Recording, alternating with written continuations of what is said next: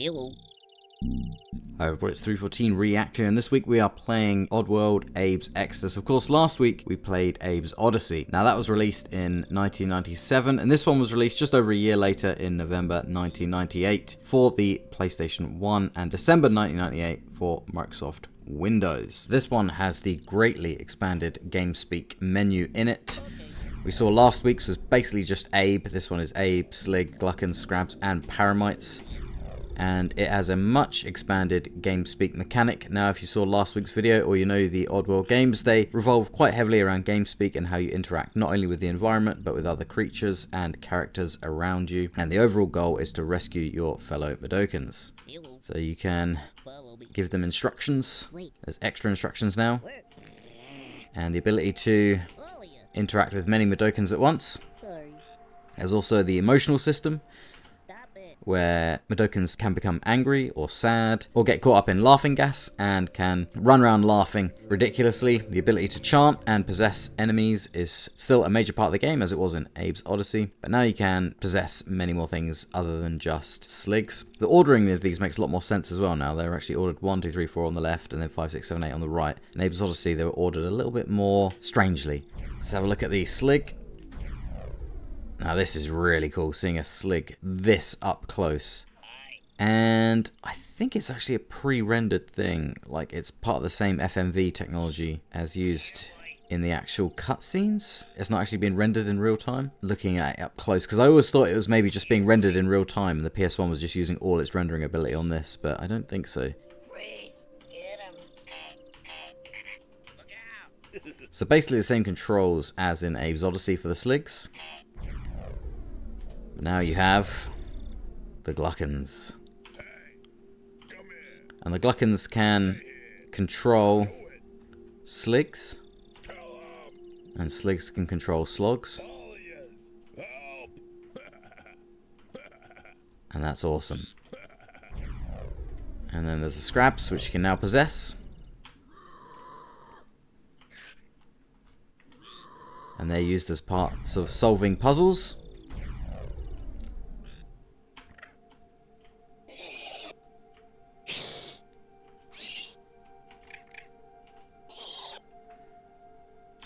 Just look at the animations on that though, that's so cool.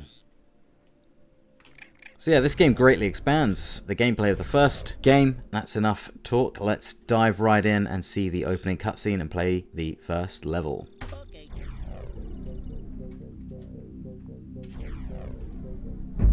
His scarred hand branded on Moon's odd face, this hero may free the Mudokon grace.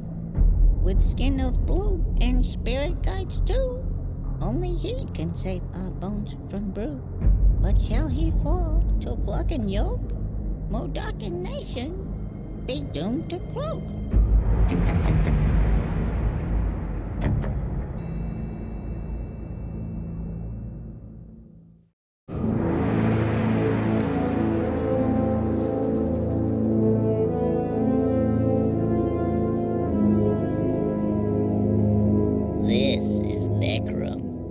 Long ago, the Mudokons brought their dead here. That was before the Gluckons started stealing our bones. They used Mudokon slaves to do it. Blind ones that couldn't see. The Gluckons didn't want anyone to know what they were digging up. And no one ever did. Not until the spirits of those bones paid me a visit. That's me. My name is Abe. I had just returned from saving 99 Mudokons from Rupture Farms.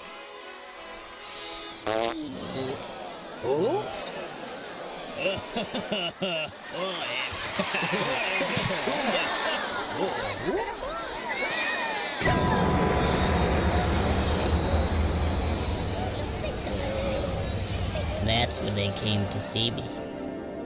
Abe, you're the savior of the Mudokons, so you gotta help us. The Gluckons are digging up our bones. You gotta come to Necrum, Abe.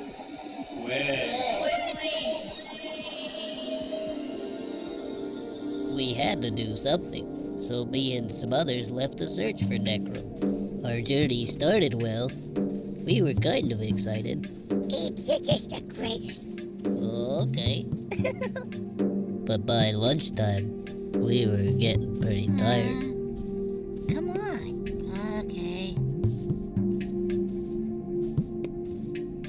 How much longer? By dinner, it was unbearable. It's 'cause of you we're in this mess. This bites! Can I go home? Oh. What's that? Don't know. Where is that coming?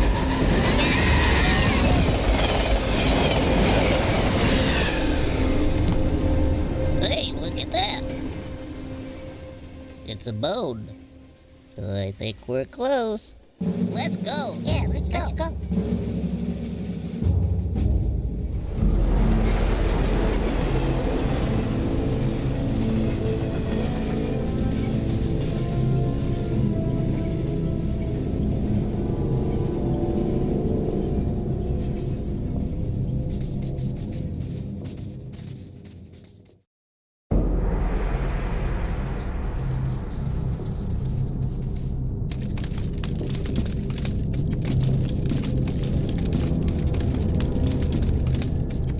We're not supposed to be here.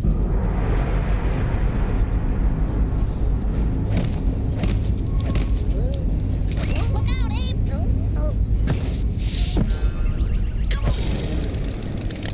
Something smells. Ew. Alrighty, so here we are in the opening screen. Again, a flawless transition from FMV to the actual gameplay there. Very similar to Abe's Oddysee, but this time we've got the massive scale of the backgrounds now, straight away. And already we're into a secret area. Now, secret areas are usually indicated in this game by the presence of Soulstorm brew bottles, but not on this first screen. And this is a pretty heavy-duty secret, or at least it can be. So you've got to get the Mudokons over to here. And you have to get them through this disintegration ray. Whoops. That's not the way to do it. Oh, that's really not the way to do it. So we totally screwed that one up. But what we can do now is start using quick saves to make our lives easier. So now, yeah, we hit quick save, and then if we mess up, we can just die and revert back. Ooh, that was close. So we can't possess the flying slig there because of the anti-possession orb in the background. Oh, why does that Mudokon always do that?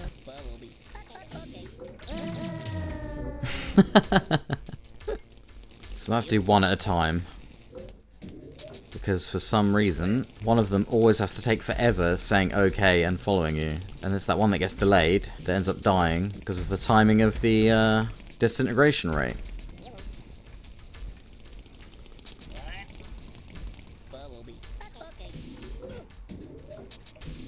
Right, let's them down there. We go down here. And here's where we can use the new work GameSpeak. And get the Mudokons to operate various bits of machinery like these wheels. Opens this door here. And then we have what becomes quite much more common in Exoddus, is a secret area within a secret area.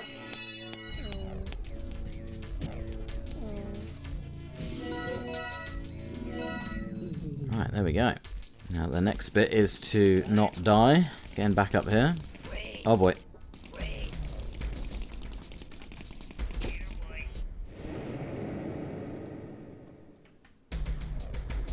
Now we don't get to possess a flying slig until the next tunnel, and here we have a little information panel that talks about the new emotional states of Mudokons. So we got angry Mudokons that won't follow you, and you have to say sorry to them, otherwise they will possibly get violent, and they won't listen to your commands, and they will randomly pull levers and interact with things around them, which can become inconvenient if they're pulling a lever that activates a hole in the floor or a wall that you need to get past. The wired ones will keep running around and give away your position until you can slap some sense into them, and the depressed ones won't interact with you, and they may try and hurt themselves, so you have to be very careful with them. Then you have the sick Mudokons that have had too much Soulstorm brew, and you can't interact with them in any way. And then you have the blind Mudokons that will continue to follow you into a wall or off a cliff until you tell them to stop. Now, all of these factor into the gameplay. They expand on the gameplay that was in Abe's Oddysee, and the more you learn the rules of how they work around the environment, the more you can use the rules of the game to get past the areas and save all the Mudokons.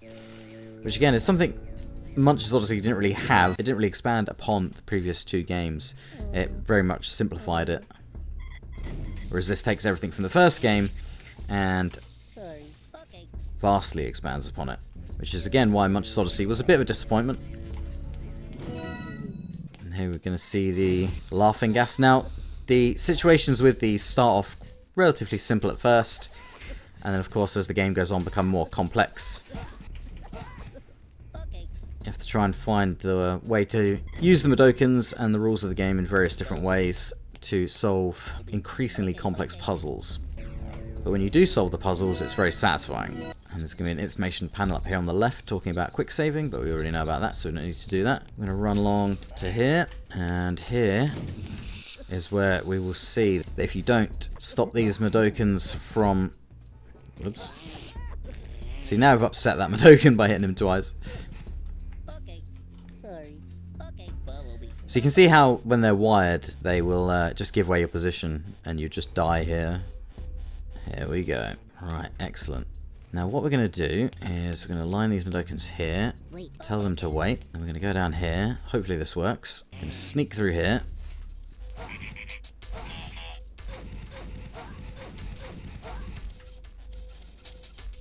We're going to go through here. And a Slig should spawn here. So we're going to go back.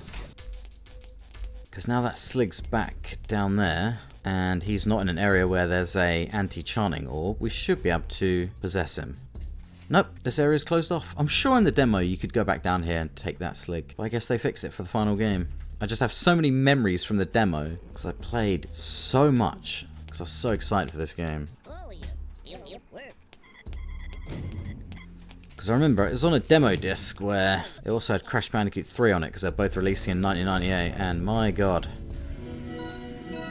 That was one great demo disc, let me tell you that. Sitting there in the late 90s. So yeah, you used to be able to just possess the Slig on the next screen and get him to shoot that Slig.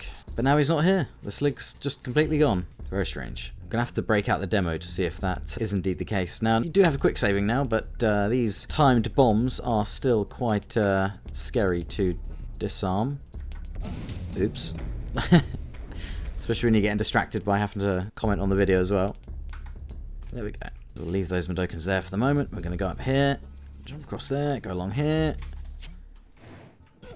run along here, and possess this Slig. Now here you can see some Soulstorm brew bottles indicating a secret area. All we have to do is walk left, and here we go. And look at that as well, the train line there, the huge rocks, the massive pillar there. That is so cool. Such scale. Now Abe has a little bit more resilience in this game. In the first game, if you got shot, you would go down in one bullet. But in this one, the bullets will kind of ping off the ground behind you or in front of you a couple of times, giving you a couple of extra chances to get away from a Slig if they're shooting at you. So what we're going to do is just snipe this Slig here. Because the areas in this game can get really tense with loads and loads of Sligs and all sorts of things going on. And then what we're going to do is bring this Slig back here. And yeah, introduce you to the rules of the game, the Mudokons, the Sligs, Gluckons, stuff like that, and then increases the complexity of the situations they're in, which is where I just love the puzzle-solving element of it. And we're just going to demo a small difference here from Oddysee. In Oddysee, when Sligs and Mudokons fall to their death, they scream, but they don't in this one for some reason. I don't know why. I'm going to go down here. Rescue these Mudokons. And of course, this is just the first area. and it consists of, I think, 8 tunnels and a boiler room, and then you move on to Necrum, and again, areas that are filled with scrabs and paramites, just like Oddysee, and then you go into like 3 more industrial zones: Slig Barracks, Boneworks, and the Soulstorm Brewery, as well as Fico Depot, which is like a big train station. So there is a lot of content in this game. See, when the Mudokons are high, you don't need to slap them to get them out of it to rescue them in the bird portal. Alrighty.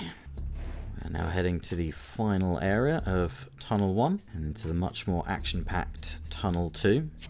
And again, a little transition like this directly into FMV gives you a real sense of the scale of this place, which is fantastic. I love it. Again, lovely 90s pre-rendered stuff. Absolutely beautiful.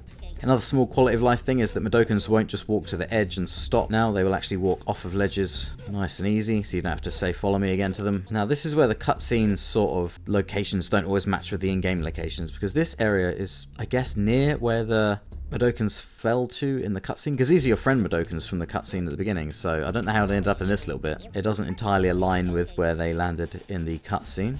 But whatever, I guess they just wandered here and started doing some work for some reason. And then the tracking system decided to count them as employees. But anyway, let's get ready for another cutscene. Boy,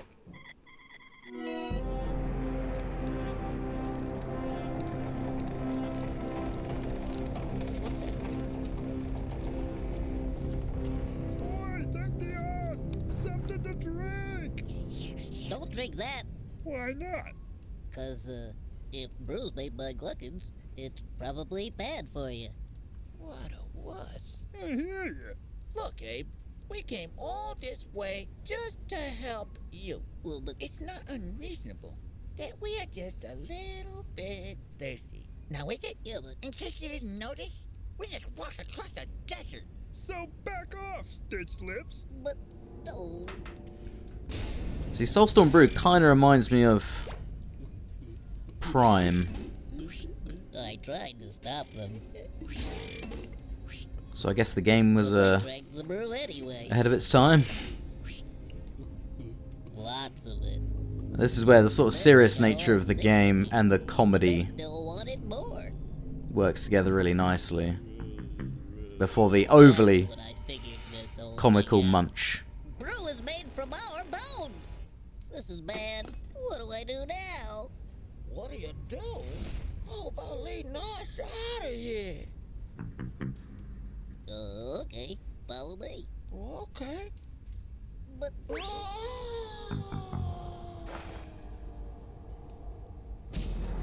oops, I forgot he was blind. Help me rescue the rest of them. Bit of fourth wall breaking. Can't believe it. That's him. It's that Abe guy. Promotion. Here I come. Freeze. See, again, the cutscene location doesn't quite make sense here. I don't know how Abe falls down that bit and then ends up dropping like this here. But there you go. And what I find really interesting is it's not counted as a casualty, that blind Mudokon dying, and it's never really addressed in any of the cutscenes or anything that Abe has accidentally killed a Mudokon, even if it is accidental. I just find that interesting. And there's another secret area here. So you can always kind of figure out where secret areas are, even without having to remember them, just by experimenting and getting a sort of instinct for it. But it certainly helps in Exoddus to have the bottles indicating when there is a secret area. Means you don't have to rely on your memory so much. You can just see the bottles and go, oh yep, there's a little corner bit there. That's probably a thing you can climb down or roll through. It's a little bit easier to do it from memory. Although I do still have an old guide from about 6 years ago that actually had both games in them and would take you screen by screen on how to get through them and rescue all the Mudokons. But I don't really need that. Whoa!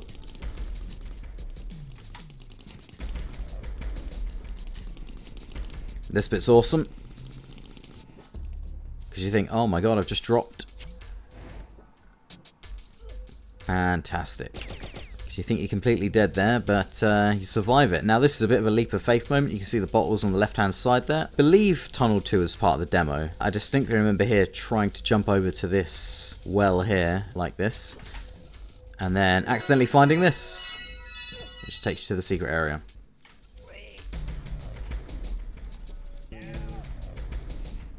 Now, in the first game, you could possess a slig, go to the next screen, and interact with the other sligs. In this one, I think they'll just instantly shoot you, because somehow they know you're possessed.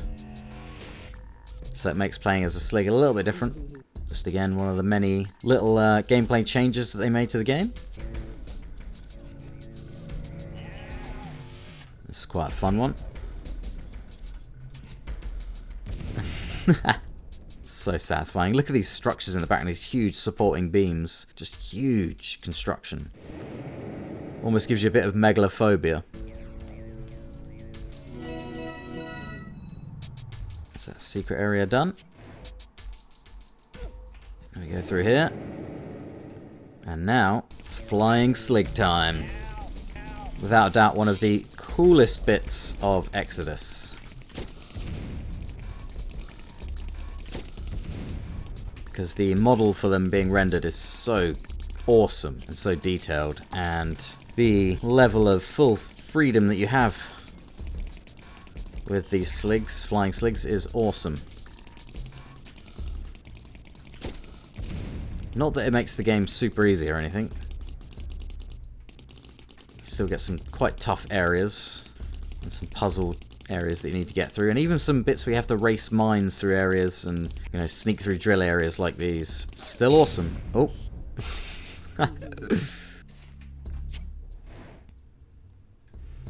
Again, another secret area down here.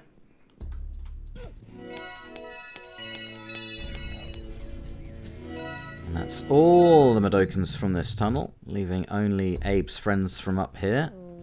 See, it sort of aligns. You know, you can imagine Abe would fall down here, which, you know, the screens below this do lead to the start of the level, so it sort of makes sense. And then you got the Fico Depot. You return here much, much later. Again, look at that distance. That huge background, the scale of it. Oh, I love it. So you can't do anything with these Mudokons at the moment. So you have to leave them behind. So it says exit no return, but you do come back here. And you go into the boiler room. Now the boiler room is another area where you go through now and come back to it later.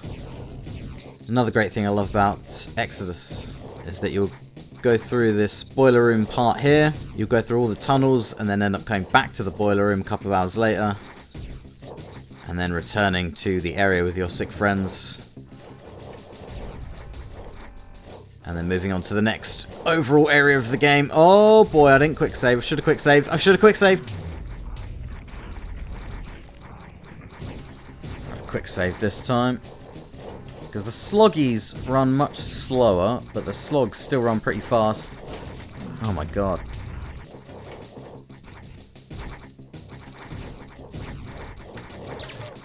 Ooh. See, the little sloggies are much easier to deal with.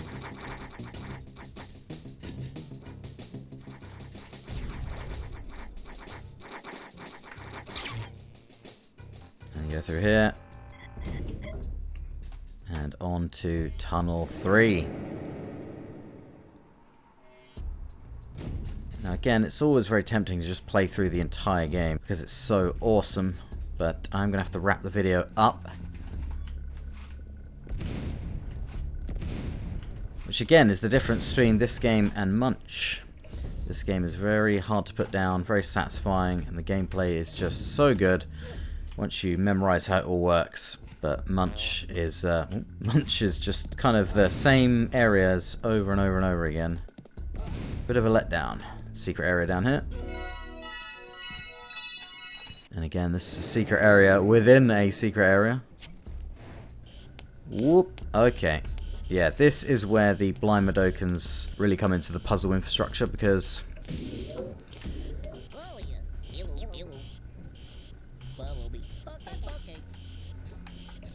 whoops. Oh god, that went really wrong. So yeah, the blind Mudokons will just keep walking until you tell them to stop. No. Oh my god, that was close. That was really close. Oh man, that was way too close. So you have to be careful this one doesn't walk into this bomb here. See, this is where the quick saving really comes into play. Go through here, and it's a sub-secret area. Now, in theory, they should stop at the wheels. Yep, they do good. There we go. Can't remember if Abe's Oddysee had any sub-secret areas, but this one definitely does. There we go. Right. Let me go up here. And I think that is Tunnel 3 done.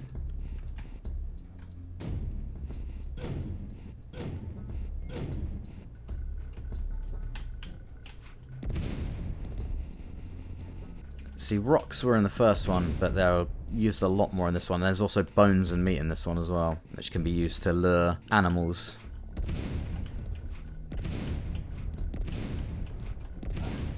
Oop. Rolled into the explosion. Well, I should probably stop playing now anyway, otherwise the video will just go on way too long. I may do another video that's deeper into the game at some point so that you can see possession of paramites and scrabs and gluckons and stuff like that. But for now, that will wrap this video up. Again, I love this game. I can always come back and play it. First 2 games anyway. Munch's Oddysee definitely has the nostalgia factor. These ones do as well, but they also, I think they still hold up now because they're just so damn good and so well made. Whereas Munch, the nostalgia is pretty much all that keeps it going. I just love the fact that this game takes everything from the first one and just massively expands upon it. And you have insane puzzles like this, which are actually pretty easy. Oh! They're actually pretty easy compared to some of the stuff that comes later on. But anyway, yeah, that was a video on Abe's Exoddus. Hope you all enjoyed it. Please do leave a like. Let me know what you think in the comments if you played this game before. If you haven't, it's available to pick up on Steam and plays very, very easily. Just like Abe's Oddysee, you pretty much just install it and run it, and it should run on a modern operating system with modern hardware. Go check out my previous video on Abe's Oddysee. Subscribe for future videos on video games and tech. Hit the little bell, really helps. And I will see you in the next video.